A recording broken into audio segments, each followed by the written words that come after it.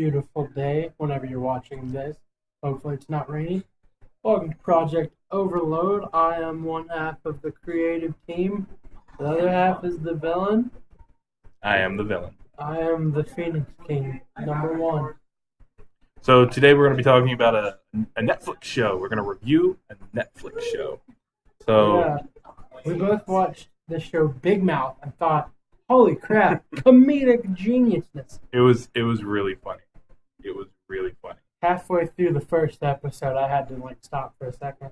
My dad is getting ready, and if you don't know what I'm talking about, all I gotta say is watch the basketball scene. Oh yeah. There's a whole lot of just dicks playing basketball, and I mean that literally. There's penises shooting from the 3-court line. Oh yeah. They actually made a song for it called "Penis Playing Basketball." They had a really good. The wedding song, "Life Sucks." Yep. Great. Yep. So today we're going to be talking about Big Mouth.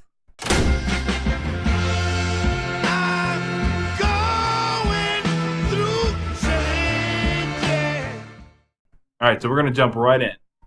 So to start off with, it's a Netflix original, so they can get away with a lot more stuff than they could on a network.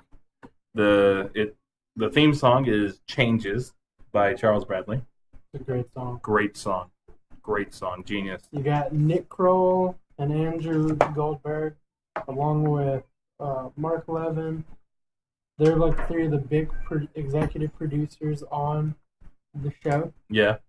It's starring Nick Kroll, John Mulaney. Who is so hilarious. Oh, yeah. Jessie Klein. She's super funny. You got Maya Rudolph. Jason Mantzoukas. Yeah, Fred Armisen is in this. And if you don't know who plays the dude Jay, it's that guy, the douchey businessman from Parks and Rec. Yeah, that's who that is. That's Jason Monozukas, right? Monozukas. I don't know how to pronounce his last Yeah, name. I think that's how you pronounce it. My boy Fred Armisen, who I love. He was honestly one of my favorite things from SNL back in the day. Yeah, you got Jenny Slate. Maya Rudolph. Yep. And Jordan Peele as Duke Ellington. The ghost of Duke Ellington. Yeah, the ghost of Duke Ellington. Who, hands down, is one of the greatest characters. Yeah, I think my two favorite characters are Duke Ellington and the Hormone Monster. Who's there? It's the Hormone Monster. No. Hormone Monster is probably my favorite. Oh my god, he's so I funny. thought for the longest time it was Dietrich Bader. And if you don't know who Dietrich Bader is, I thought it was who did I say? Will Arnett. Yeah, Will Arnett. I thought it was Will Arnett. Oh man, he is, and it's great show. So watching it, I mean, my first watch through, I was a little uncomfortable. Oh god, Just because of it brought me back to puberty, which was an awful time in everyone's life. Oh, it's so terrible. So the premise of the show is that it's an animated romp through the preteen years of the main characters as they discover sexuality and they go through puberty and all the different changes that brings. Like the first episode, which I know a few people from growing up that did this. It's like, oh, I totally know how to make out with a girl. Oh yeah, Well, I know how to do the Oh, the sex. explanations are so great. They're just so great. At one point, Andrew, John Mulaney's character, gets addicted to porn. And Yeah. they have to go through the pornscape. Oh yeah. And the Hormone Monster keeps getting pissed and everyone calls it Porn World. Yeah. It's the pornscape. It's the pornscape. It's, You got I'm going to give it a full 10 out of 10 because it easily. conveyed perfectly what I think what they were going for. It conveyed, the uncomfortableness of growing up. Oh yeah, and they really weren't afraid to really do anything. It's great because, everyone focuses on the kid or the kids, but I loved the parents. You have Andrew's parents who are the old school kind of either Catholic or Jewish parents where they're just going to you're going to figure this out on your own. Andrew's mom in the Oh my god. in the episode with the Rock of Gibraltar, which is a fictional work within the universe of the show that all the girls were reading. It's basically It's great. yeah, it's basically smut. It's great. You got Nick's parents who are the openly liberal about sex.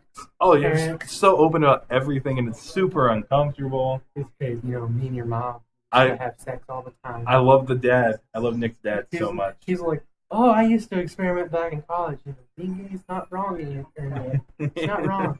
Andrew's gay. It's okay. Yeah. And now you're worried you're homosexual? Mickey, a man can touch another penis. Excuse me? Even kiss one. Very lightly. I love Nick's parents. Jay is a fun character. He's getting fucked up life. Yeah, he does. It's scary. And then him and Jesse end up together. And then... Spoiler alert. I'm not gonna... Well, we don't know. So, yeah, spoiler alert.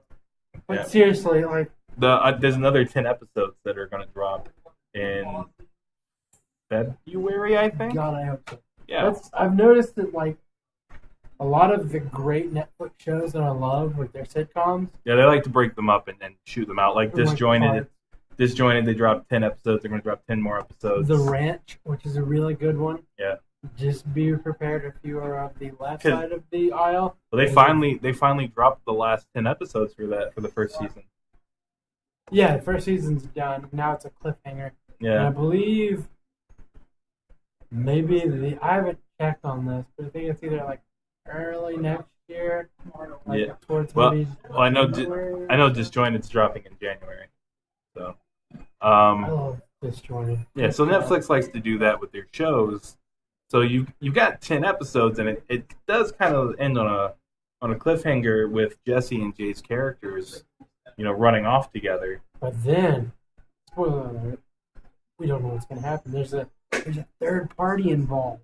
There's a third party involved. Mm-hmm. Also, the relationship between Andrew and Missy is still up in the air. Will Andrew and Missy end up together? Yeah, Will she ever overcome her issues with high fructose corn syrup and sugar? Yeah. Her same bat channel, same bat time. Yeah. Her issues with sugar lead to some very hilarious stuff during the sleepover episode. And there's like the man chick that Nick Kroll plays that hates Jesse because she's becoming friends with Devin. Lola. Lola. He plays Lola. God. Yeah, she's your average beta chick. I loved it.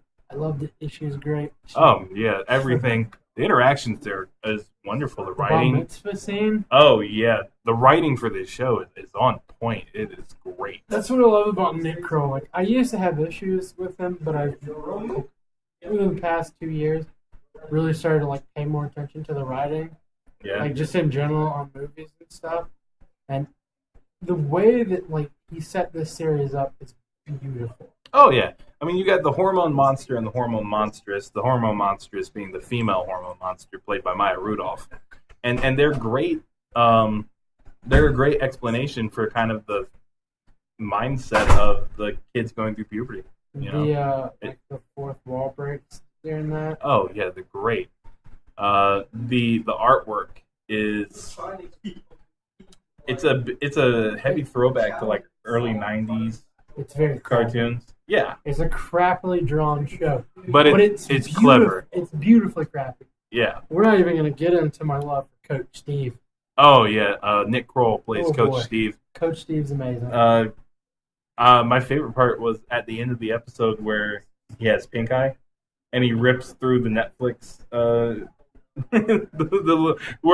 Netflix usually asks you to jump to the next show, he rips through the sign. Huh?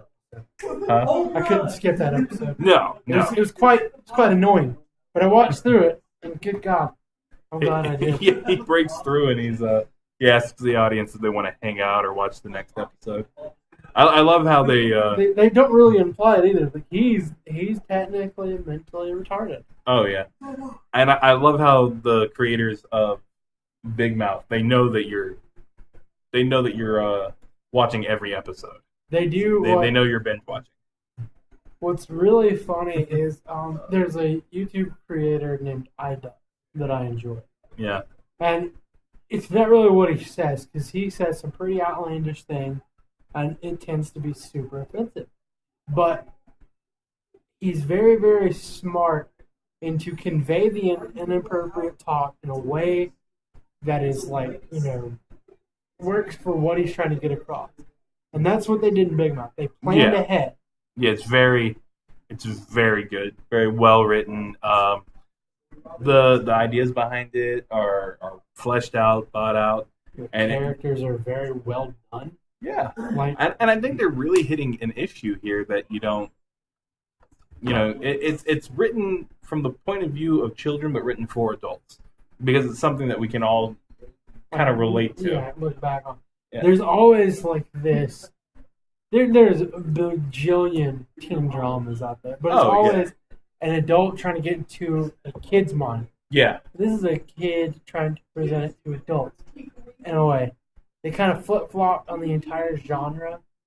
It's very I love how quick the humor is too, because the jokes there's never really dead silence. The jokes always land. and even like at the points in which it's like I can't watch this anymore. It grabs you. It grabs a hold of you. It pins you down. And You makes can't watch stop. I mean, like I I said, did.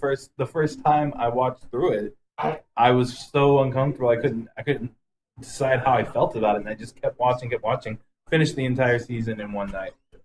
Well, that's where we're going to end our show today. So make sure to hit the like and subscribe, and have a good one. Howdy.